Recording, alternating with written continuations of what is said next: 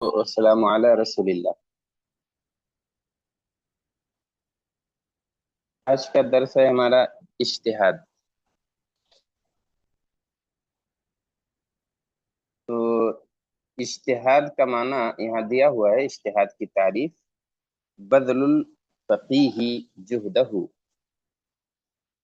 بذل الفقیہ جہدہ فی استنباط الحکم الشرعی۔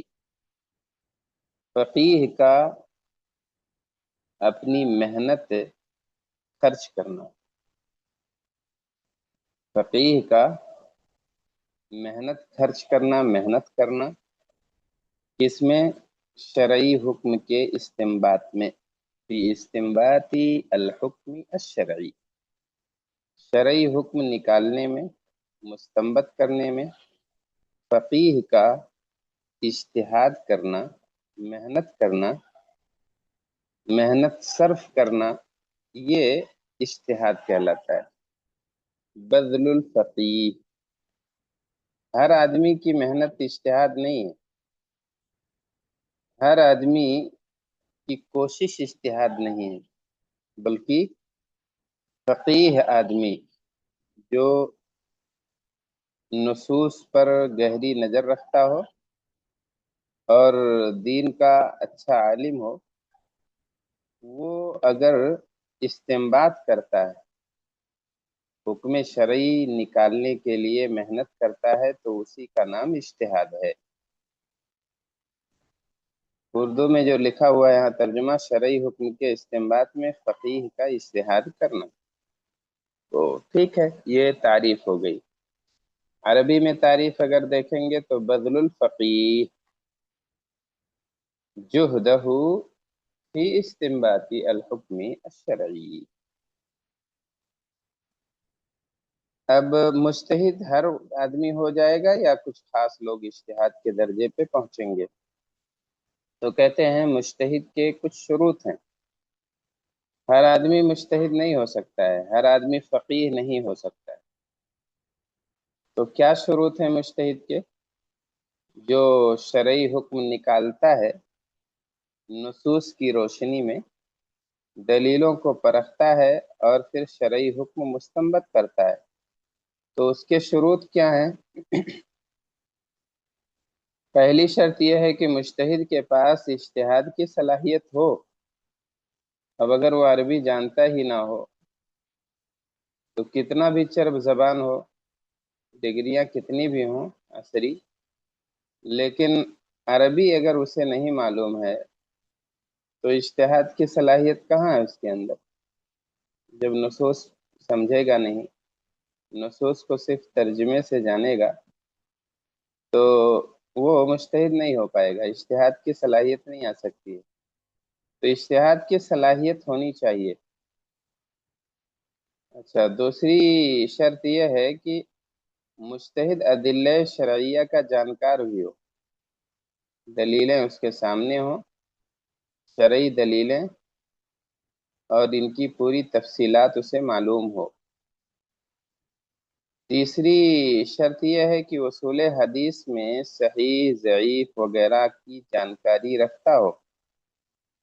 صحیح کیا ہے، ضعیف کیا ہے، مرسل، معضل، منقطع، مرفوع، یہ ساری چیزیں جو ہے پوری تفصیلات اصول حدیث پہ اچھا خاصا درک اس کا ہو۔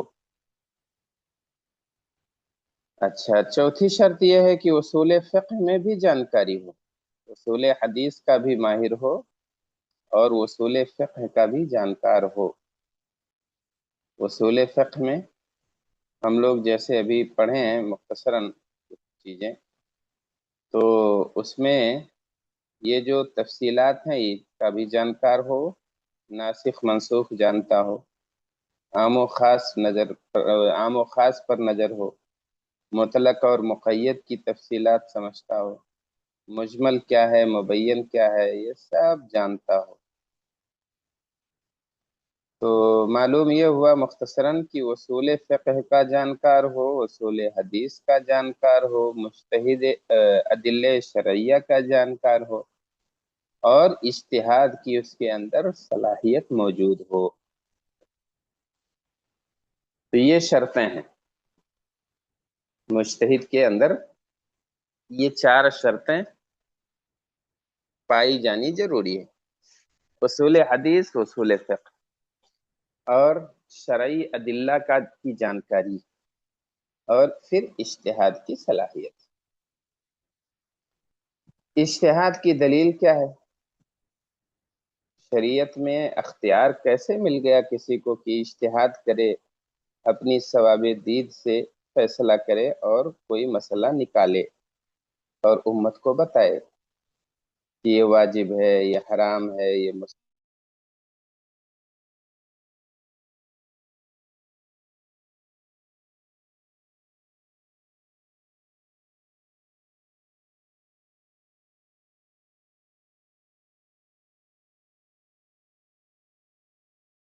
ہے اس کی یا نہیں؟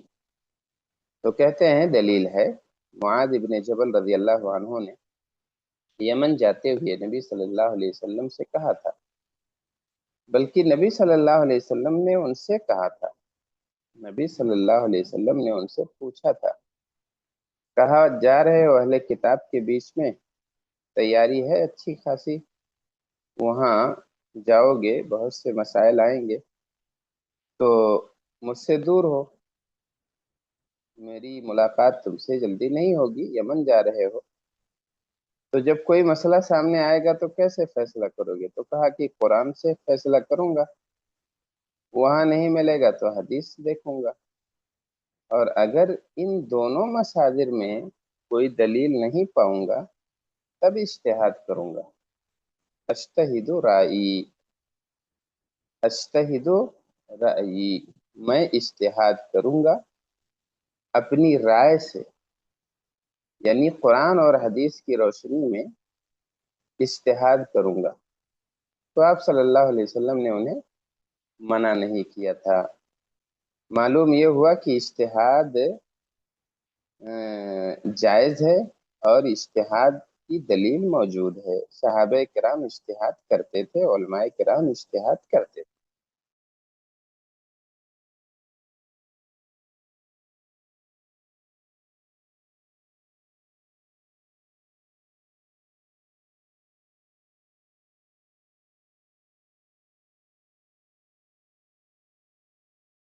حاکم، کوئی ذمہ دار فیصلہ کرتا ہے، اجتہاد کرتا ہے، پھر درستگی کو پہنچ بھی جاتا ہے، ثم اصاب، درستگی کو پہنچ جاتا ہے، فلہ اجران، تو اس کے لیے 2 اجر ہے، ڈبل اجر ہے، دوہرا ثواب ہے۔ یہ 2 ثواب کیوں ملا؟ اذا حکم فاجتہد ثم اخطأ فلہ اجر، ابھی آئے گا، وہ اذا حکم فاجتہد، اور جب فیصلہ کرے، اجتہاد کرے، یعنی اجتہاد کے ساتھ فیصلہ کرے، ثم اخطأ، اور درستگی کو نہ پہنچے، اصابہ نہیں بلکہ اخطأ، پھر غلطی کر جائے، فلہ اجر، تو اسے 1 اجر ملے گا۔ یعنی مجتہد اگر درستگی پر ہے تو ایک تو اجتہاد کا ثواب اور ایک درستگی کا ثواب اسے دوہرا مل جائے گا، ڈبل ڈبل اجر مل جائے گا۔ اور اگر اس نے اجتہاد کیا ہے لیکن خطا کی ہے تو بھی اس کے لیے 1 اجر ہے اجتہاد کرنے کا، کوشش صرف کرنے کا، محنت کرنے کا اجر اسے ملے گا۔ اجتہاد کہاں کہاں کریں گے؟ کہیں بھی اجتہاد کرنے لگیں گے یا کچھ خاص مسائل ہیں وہاں اجتہاد ہوگا؟ تو اجتہاد کس میں ہوگا، کس میں نہیں ہوگا؟ پہلے نمبر پہ عقائد، اجماع اور قطعیت کے ساتھ ثابت شدہ مسائل میں اجتہاد نہیں ہوگا۔ اب عقائد جو اسلام نے دیے ہیں اس میں آدمی دماغ نہیں دوڑائے گا، جس پر اجماع ہو چکا ہے اور جو قطعیت کے ساتھ ثابت ہیں، ان میں پھر عقل نہیں لگانے کی ضرورت ہے، ان میں اجتہاد نہیں کرنے کی حاجت ہے۔ تو عقدی مسائل میں، عقائد میں، اور اجماع اگر ہو گیا ہے کسی مسئلے پر، اور کوئی چیز قطعیت کے ساتھ، قطعیت یعنی یقینی طور پر کھلم کھلا وہ ثابت ہو چکی ہے، تو پھر اس میں اجتہاد نہیں کر سکتے۔ ہاں، ضمنی مسائل اور جس مسئلے پر کوئی دلیل نہ ہو اس میں اجتہاد کی گنجائش ہے۔ ضمنی ایک قطعی کی ضد ہے۔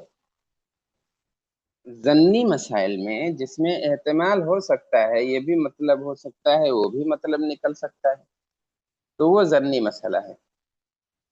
اور جس پر کوئی صاف دلیل نہ ہو، جب دلیل آ گئی تو اجتہاد کی ضرورت کہاں ہے؟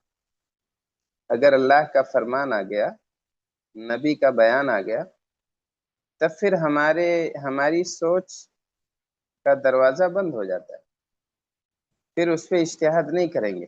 لیکن اگر دلیل نہ ہو تو ہم اجتہاد کریں گے، قیاس کریں گے، اپنی محنت صرف کریں گے اور مسئلہ مستنبط کریں گے۔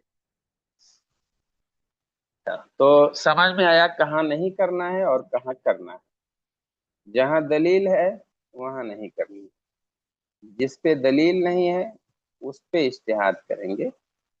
اور جو ظنی مسائل ہیں، یقینی نہیں، ظنی مسائل یعنی یہ بھی مطلب ہو سکتا ہے وہ بھی مطلب ہو سکتا ہے، ظن کے ساتھ وہ ثابت ہے، یقین کے ساتھ نہیں۔ جو قطعیت کے ساتھ ثابت ہیں ان میں نہیں کریں گے، عقائد میں نہیں کریں گے۔ جو نصوص سے ثابت ہیں یا اجماع سے ثابت ہو چکے ہیں ان میں پھر ہم اپنی عقل کا گھوڑا نہیں دوڑائیں گے، بلکہ جو ضمنی مسائل ہیں، اختلافی مسائل ہیں، جن پر کوئی واضح دلیل موجود نہیں ہے، صرف انہی میں اجتہاد ہوگا۔ تقلید دیکھیے، تقلید ہمارے یہاں عام ہے اور اسی کو اچھا بتاتے ہیں لوگ، جو چاہے آپ کا حسن کرشمہ ساز کرے۔ خیرت کو کیسے ہے، جنوں کو کیا ہے، تو بہرحال یعنی جنوں کو خیرت کہہ دیا اور خیرت کو جنوں کہہ دیا، جو اچھی تھی اسے برا بتا دیا اور جو بری تھی اسے بھلا کہہ دیا۔ تو تقلید کو خوبصورت غلاف میں سجا کے لوگ پیش کرتے ہیں اور پبلک اور عوام میں ایسے بیان کرتے ہیں کہ تقلید کے بغیر نجات ہے ہی نہیں، حالانکہ تقلید نہیں بلکہ دین میں اتباع ہے۔ تو بہرحال تقلید دیکھیے، تقلید کی تعریف کیا ہے؟ اخذ قول الغیر من غیر معرفت دلیلہ، یعنی کسی کی بات لے لینا اور اس کی دلیل جانے بغیر، دلیل کی معلومات کے بغیر، بس بزرگ نے کہا ہے، بڑے نے کہا ہے، عالم نے کہا ہے تو بس وہی دین ہو گیا، اسی کو لے لیں، اسی سے چپک جائیں، سینے سے لگا لیں اسے، تو یہ تقلید ہے۔ دلیل نہ معلوم ہو، دلیل کا سوال نہ ہو، تو اب یہ اچھی کیسے ہو سکتی ہے، یہ کیسے بھلی ہو سکتی ہے کہ دلیل نہ پوچھیں، بس خالی فیصلہ لے لیں۔ اب چاہے نبی کا فرمان کچھ بھی ہو، اب چاہے شریعت کچھ بھی کہے، اب وہ نہیں چلے گا، بس ہمارے امام کی فقہ چلے گی اور ان کا فتویٰ چلے گا، تو یہ اچھی نہیں ہو سکتی ہے کبھی بھی۔ اخذ قول الغیر من غیر معرفت دلیلہ، غیر کا قول لے لینا بغیر دلیل کی معرفت کے، دلیل جانے بغیر دوسرے کی بات قبول کر لینا۔ یہ ابتدا کب ہوئی ہے اس کی؟ کیا یہ صحابہ کرام نے بھی ایسا کیا ہے؟ تابعین سے ایسی غلطی سرزد ہوئی ہے؟ طب تابعین کے زمانے میں یہ بلا تھی یا نہیں تھی؟ تو کہتے ہیں کہ نہیں تھی، خیر القرون میں یہ بلا نہیں تھی، یہ برائی نہیں تھی خیر القرون میں۔ جس زمانے کی اللہ کے رسول صلی اللہ علیہ وسلم نے تعریف کی ہے، جسے بہتر بتایا ہے تو بہتر زمانوں میں یہ چیز تھی ہی نہیں۔ ابتدا کب ہوئی ہے؟ شاہ ولی اللہ محدث دہلوی رحمہ اللہ فرماتے ہیں کہ تقلید چوتھی صدی ہجری میں شروع ہوئی ہے۔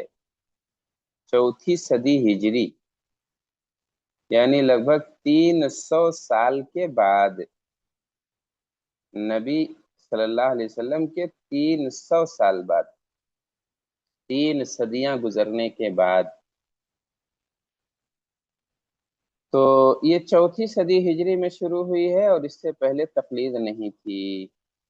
یہ اچھے سے ذہن میں رکھنا کہ تقلید کی ابتدا کب ہوئی ہے؟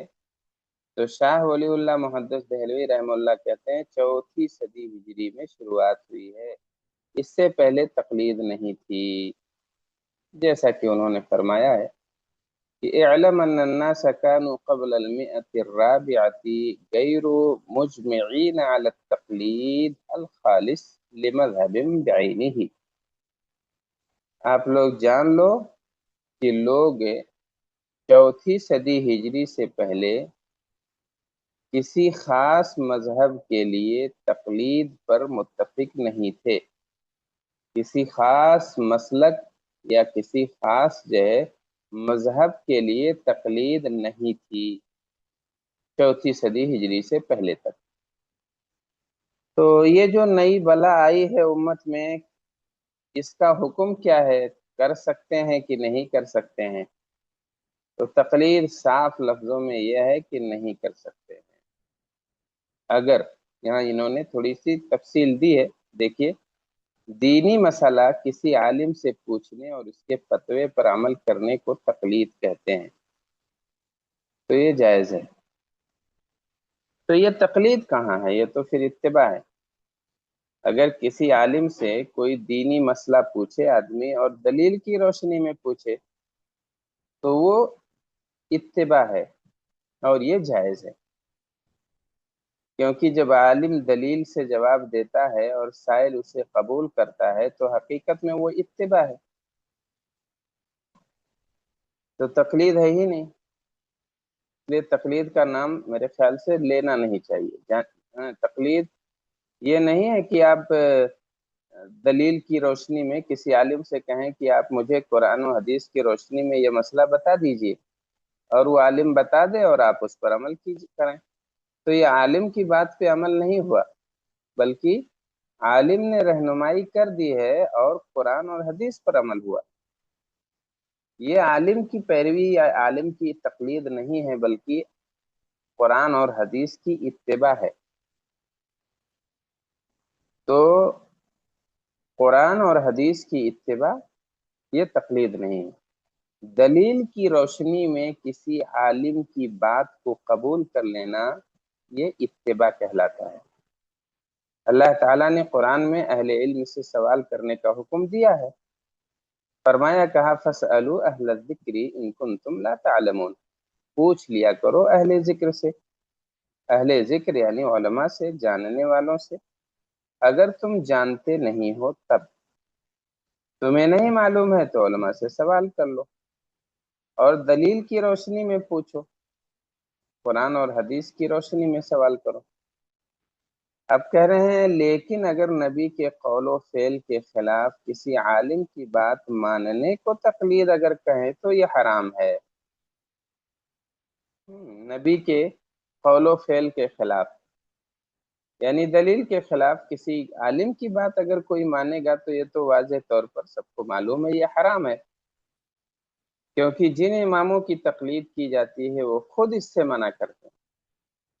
اماموں نے، علماء نے، فقہا نے، محدثین نے کبھی نہیں کہا کہ ہماری تقلید کرو۔ امام ابو حنیفہ رحمہ اللہ، ان کے بہت سے مقلدین ہیں، لیکن انہوں نے خود کہا ہے کہ اذا قلت قولا یخالف کتاب اللہ وخبر الرسول فاترکوا قولی، اگر میں تم سے کوئی ایسی بات کہہ دوں جو کتاب اللہ اور خبر رسول کے خلاف ہو تو فاترکوا قولی، میری بات چھوڑ دیا کرو، میری بات پر عمل مت کرو۔ اگر کتاب و سنت کے خلاف میری بات ہو، میرا فتویٰ ہو، تو اسے چھوڑ دو، اسے نہ لیا کرو، بلکہ کتاب و سنت کی اتباع کرو، پیروی کرو۔ امام احمد رحمہ اللہ کہتے ہیں لا تقلدنی ولا تقلد مالکا ولا الشافعیہ ولا الاوزاعیہ ولا الثوریہ وخذ من حیث اخذوا، کہ میری تقلید مت کرنا، نہ امام مالک کی تقلید کرنا، نہ شافعی کی کرنا، نہ اوزاعی کی کرنا، نہ امام ثوری کی کرنا، بلکہ وخذ من حیث اخذوا، وہیں سے لو جہاں سے انہوں نے لیا ہے۔ اگر وہ صلاحیت ہے، وہاں تک پہنچ سکتے ہو تو ٹھیک ہے، نہیں پہنچ سکتے ہو تو کم سے کم یہ کہو کہ آپ قرآن و حدیث کی روشنی میں بتا دو۔ تو یہاں تقلید کے تعلق سے دو تین چیزیں ہمیں معلوم ہوئی ہیں، اور معلوم ہی تھی پہلے سے، بہت سے لوگوں کو معلوم رہی ہوں گی۔ تقلید کسے کہتے ہیں؟ اس کی تعریف ہے دوسرے کی بات کو بغیر دلیل جانے لے لینا۔ ابتدا کب ہوئی ہے؟ چوتھی صدی ہجری کے بعد، یا چوتھی صدی ہجری میں اس کی ابتدا ہوئی ہے، تیسری صدی ہجری کے بعد۔ کیا یہ جائز ہے؟ تو یہ ناجائز ہے۔ خود ائمہ کرام نے جن کی تقلید کی جاتی ہے انہوں نے ہی منع کیا ہے۔ کہا امام ابو حنیفہ رحم اللہ کہتے ہیں اذا قلت قولا يخالف کتاب اللہ وخبر الرسول فاتركوا قولی، اور امام احمد کہتے ہیں لا تقلدنی، میری تقلید مت کرنا۔ تو معلوم یہ ہوا کہ انہوں نے خود منع کیا ہے اور تقلید جائز نہیں ہے۔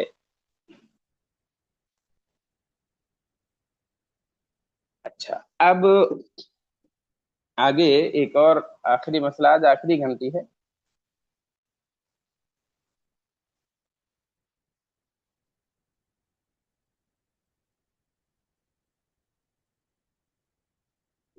آج آخری گھنٹی ہے شاید نا، تو یہ بھی پڑھیں گے مفتی اور مستفتی، یہ بھی دیکھ لیتے ہیں۔ مفتی اور مستفتی، مفتی تو سنتے رہتے ہیں، مستفتی بھی جانتے ہیں۔ مفتی کا مطلب ہوتا ہے جو فتویٰ دیتا ہے، اور مستفتی کا مطلب ہے جو فتویٰ مانگتا ہے۔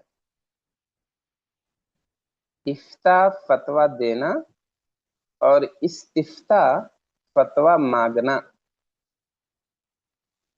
استفتاء فتویٰ طلب کرنا، فتوے کا سوال کرنا۔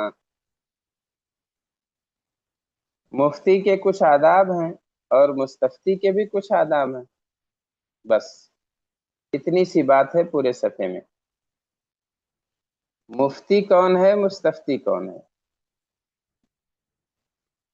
اور مفتی کا ادب کیا ہے، مستفتی کے آداب کیا ہیں۔ تو مفتی کی تعریف، مفتی کی تعریف، المخبر عن الحکم الشرعی، المخبر خبر دینے والا، کس کی خبر؟ عن الحکم الشرعی، شرعی حکم کی خبر جو دے، شرعی حکم جو بتائے، وہ مفتی ہے۔ شرعی حکم بتانے والا مفتی کہلاتا ہے۔ مستفتی کی تعریف کیا ہے؟ السائل عن الحکم الشرعی، شرعی حکم کے بارے میں پوچھنے والا مستفتی ہے۔ تو فتویٰ اور استفتاء، افتاء اور استفتاء کی دلیل کیا ہے؟ وہی جو ہم ابھی پڑھ کے گزرے ہیں، فَاسْأَلُوا أَهْلَ الذِّكْرِ إِن كُنتُمْ لَا تَعْلَمُونَ۔ تو فَاسْأَلُوا أَهْلَ الذِّكْرِ، پوچھ لیا کرو اہل ذکر سے، اہل علم سے، قرآن اور حدیث کے جاننے والوں سے، اگر تم نہیں جانتے ہو تب۔ اچھا، مفتی کے آداب کیا ہیں؟ مفتی संजीदा होना चाहिए, बाअदब होना चाहिए, बावकार होना चाहिए। नंबर 2, मुफ्ती फतवा देने में जल्दबाजी ना करे, जल्दबाज नहीं होना चाहिए मुफ्ती का। तीसरा अदब यह है कि उलमा से मशवरा करके फतवा दे, गौर व फिक्र करके फतवा दे, ताकि गलती ना करे, गलती से महफूज रहे। चौथा अदब यह है कि मुफ्ती साइल के राज की हिफाजत करे। ये नहीं कि किसी ने आके पूछ लिया है अपना पर्सनल मसला, अपनी घरेलू बात, हालात रख दिया, अब उसको सबके सामने बताता फिरे, उसे जलील और रुसवा करे। तो अगर कोई राज है, कोई भेद है, कोई अंदर की बात है, कोई घर का मसला है, और मुस्तफ्ती ने मुफ्ती को बता दिया है, तो अब मुफ्ती को इसका राज खोलना नहीं चाहिए। किसी आदमी ने गुनाह से तौबा की है और उसके बाद उस बारे में सवाल किया है, तो अब राज को राज रहने देना चाहिए। ऐसा मुफ्ती जो उस आदमी के या साइल के राज को राज में रखे, वही बेहतर है। ये मुफ्ती के आदाब हैं। संजीदगी और बावकार हो, जल्दबाज ना हो, उलमा से मशवरा करके फतवा दे ताकि गलती ना हो, और साइल के राज की हिफाजत करे। मुस्तफ्ती के आदाब क्या हैं? यानी जो सवाल करता है, सवाल के लिए भी तो अदब चाहिए। पूछने के लिए भी अदब चाहिए। तो पहला अदब यह है साइल के लिए कि बाअमल साहिब इल्म से फतवा लेने की कोशिश करे, किसी से भी ना ऐसे पूछ बैठे, बल्कि जो उसका अहल हो उससे सवाल करे। अगला सफा जो हम पढ़ रहे हैं उसको खोलिए, स्क्रीन पे लाइए। ये तो हो चुका ना, तकलीद। अभी अब मुफ्ती और मुस्तफ्ती, हाँ ये है बस। तो मुस्तफ्ती के आदाब: बाअमल साहिब इल्म से फतवा लेने की कोशिश करे। बाअमल और बाअहल। दूसरा अदब यह है कि मुफ्ती की इज्जत करे, एहतराम करे। गुस्से की हालत में फतवा लेने मत जाए। टेंशन है, झगड़ा किया है, बीवी से इख्तलाफ हुआ है, और इसी तैश में मुफ्ती के पास पहुंच गया है, तो गुस्सा ठंडा होने दे, जल्दबाजी ना करे, इत्मीनान से सवाल करे, और ताकि मुफ्ती की इज्जत कर सके। तो संजीदगी की हालत में जाए, गुस्से के आलम में ना पूछे, और अदब और एहतराम मलहूज रखे, मुफ्ती की इज्जत करे। तीसरा अदब यह है कि हक की जानकारी और उस पर अमल के लिए फतवा पूछे, किसी आलिम का इम्तिहान लेने के लिए नहीं, किसी आलिम को परेशान करने के लिए फतवा ना पूछे, कीलो काल ना करे, बल्कि अमल करने के लिए फतवा पूछे, हक बात की जानकारी के लिए और उस पर अमल करने के लिए फतवा पूछे। चौथा अदब यह है कि खाह मखाह सवाल से इज्तनाब करे, इधर उधर ऊट पटांग सवालात से बचे, ईरान और तूरान की न झाड़े, बल्कि जो मसला उसे पेश आ सकता है या आया है उसके बारे में सवाल करे। तो मुफ्ती और मुस्तफ्ती। मुफ्ती कौन है, मुस्तफ्ती कौन है? मुफ्ती जो शरई हुक्म बताता है, जो फतवा देता है। मुस्तफ्ती जो शरई हुक्म पूछता है, जो शरई हुक्म का सवाल करता है। अस्साइल अनिल हुक्म शरई, और मुफ्ती है अल मुखबिर अनिल हुक्म शरई। तो ये इफ्ता और इस्तिफ्ता की दलील क्या है? फसअलू अहल ज़िक्र इन कुंतुम ला तालमून। मुफ्ती के आदाब क्या हैं और मुस्तफ्ती के आदाब क्या हैं? अपनी जानिब से भी कुछ आदाब आप बढ़ा सकते हैं, कोई मसला नहीं है। कोई जरूरी नहीं कि हो वो उसी अल्फाज में याद रखें। مفتی سنجیدہ ہونا چاہیے، باادب ہونا چاہیے، اور متحمل مزاج ہونا چاہیے، جلد باز نہیں ہونا چاہیے، بلکہ بہت غور و فکر کر کے سوچ سمجھ کے فتویٰ دینا چاہیے تاکہ غلطی نہ ہو، اور سائل کے راز کی حفاظت کرنی چاہیے۔ مستفتی کا ادب کیا ہے؟ باعمل عالم سے فتویٰ لے، جو اس کا اہل ہو اس سے سوال کرے، عالم کی عزت کرے، جلد بازی میں سوال نہ کرے، غصے کی حالت میں نہ پوچھے، اور جب پوچھے تو جانکاری کے لیے اور عمل کرنے کے لیے پوچھے، خواہ مخواہ پریشان کرنے کے لیے، وقت برباد کرنے کے لیے سوال نہ کرے۔ دیکھیے آخری صفحے پہ 59 نمبر صفحے پہ ہے، کچھ کتابوں سے انہوں نے استفادہ کیا ہے۔ شیخ واجد حسن مدنی نے ایک کتاب مرتب کی ہے، تو کیسے کیا؟ اپنے دماغ سے ایسے لکھ ڈالا ہے یا کہیں سے دیکھا ہے؟ تو کہتے ہیں کہ میں نے دیکھا ہے اور استفادہ کیا ہے کچھ کتابوں سے۔ 9 کتابوں کا نام انہوں نے دیا: اصول الفقہ المیسر، اس کے مؤلف ہیں عبدالشکور معلم۔ دوسری کتاب ہے المدخل الی علم اصول الفقہ۔ تیسری کتاب البدایہ فی اصول الفقہ، وحید بن عبدالسلام بالی انہوں نے لکھی ہے۔ چوتھی کتاب ہے تشجیر الورقات للجوینی، یہ دکتور عامر بہجت کی ہے۔ پانچویں ہے الفوائد الثریہ فی مختصر الاصول الفقہیہ، محمد المنعم کی۔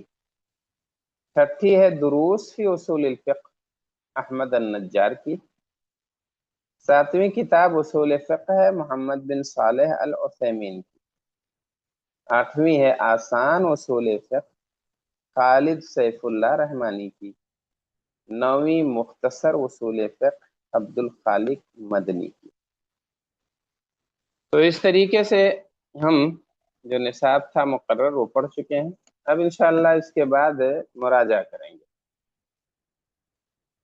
ابھی فی الحال سر دست آپ لوگ جو پڑھے ہیں آج اس کا مراجعہ کر لیں۔ کوئی بہت مشکل سبق نہیں گزرا ہے، نہایت آسان ہے۔ جو بھی اسباق آج ہم نے پڑھے ہیں، اجتہاد کی تعریف ذہن میں رکھیے، یعنی شرعی حکم کے استنباط میں فقیہ کا محنت کرنا، اجتہاد کرنا، یہی اجتہاد ہے۔ فقیہ کا اجتہاد شرعی حکم میں۔ تو مجتہد کے شروط کیا ہیں؟ صلاحیت ہونی چاہیے، ادلہ شرعیہ کی جانکاری ہونی چاہیے، اصول فقہ اور اصول حدیث پر کا علم ہونا چاہیے۔ اجتہاد کی دلیل معاذ ابن جبل رضی اللہ عنہ کی حدیث، جس میں انہوں نے کہا تھا نبی سے اجتہد رائی، میں اجتہاد کروں گا، آپ نے ان کی پیٹھ تھپ تھپائی تھی۔ اجتہاد میں اگر غلطی ہو تو بھی ایک اجر ملے گا، اور اجتہاد کس میں ہوگا؟ ظنی مسائل اور جس میں کوئی دلیل نہ ہو اس میں ہوگا بس۔ تقلید کیا ہے؟ تقلید یہ بری بلا ہے، تقلید سے بچنا ہے، کیونکہ تقلید کہتے ہیں اخذ قول الغیر من غیر معرفت دلیلہ، کسی کی بات کو لپک لینا بغیر دلیل جانے ہوئے، دلیل جانے بغیر لے لینا کسی کی بات کو۔ ابتدا کب ہوئی ہے؟ 4 صدی ہجری میں اس کی شروعات ہوئی ہے۔ تو تقلید جائز نہیں ہے، جن کی جاتی ہے انہوں نے بھی روکا ہے۔ امام ابو حنیفہ کہتے ہیں اذا قلت قولا یخالف کتاب اللہ وخبر الرسول فاترکوا قولی۔ امام احمد کہتے ہیں لا تقلدنی ولا تقلد مالکا، نہ میری تقلید کرنا، نہ مالک کی، نہ شافعی، نہ اوزائی، نہ ثوری، بلکہ وہیں سے لو جہاں سے انہوں نے لیا ہے۔ اور اگر اتنا نہیں کر سکتے تو کم سے کم یہ کہو کہ مجھے قرآن و حدیث کی روشنی میں جواب دو، جو مسئلہ آپ بتا رہے ہو اس میں اس کی دلیل دو۔ مفتی اور مستفتی کیا ہے؟ مفتی جو شرعی حکم بتاتا ہے، مستفتی جو شرعی حکم پوچھتا ہے۔ تو اس کی دلیل کیا ہے فتوے اور افتاء اور استفتاء کی، بتانے اور پوچھنے کی؟ فاسألوا اہل الذکر ان کنتم لا تعلمون۔ مفتی کیسا ہونا چاہیے؟ سنجیدہ اور باادب ہونا چاہیے، فتویٰ دینے میں جلد باز نہیں ہونا چاہیے، علماء سے مشورہ کر کے اطمینان کر کے اچھے سے جواب دینا چاہیے تاکہ غلطی نہ ہو، اور مسائل کے راز کی حفاظت کرنے والا چاہیے مفتی، تاکہ آدمی کھل کے اپنی بات پوری بتا سکے اور مطمئن رہے کہ میرا یہ راز کھلے گا نہیں، عالم صاحب کسی کو بتائیں گے نہیں۔ مستفتی کے آداب، مستفتی کے بھی کچھ آداب ہیں۔ صاحب علم سے، سنجیدہ عالم سے فتویٰ لے، عزت کرے ان کی، غصے کی حالت میں نہ جائے سوال کرنے، اور حق کی جانکاری کے لیے اور اس پر عمل کرنے کے لیے سوال کرے، ادھر ادھر کے سوالات، اوٹ پٹانگ سوالات نہ کرے، قیل و قال سے منع کیا گیا ہے۔ یہ کتاب جو ہم نے پڑھی ہے اس میں نچوڑ بیان کیا گیا ہے کچھ کتابوں کا، ان میں نام ہے اصول الفقہ المیسر، المدخل الى علم اصول الفقہ، البدایہ فی اصول الفقہ، تشجیر الورقات للجوینی، الفوائد الثریہ فی مختصر الاصول الفقہیہ، دروس فی اصول الفقہ، اصول فقہ، آسان اصول فقہ، مختصر اصول فقہ۔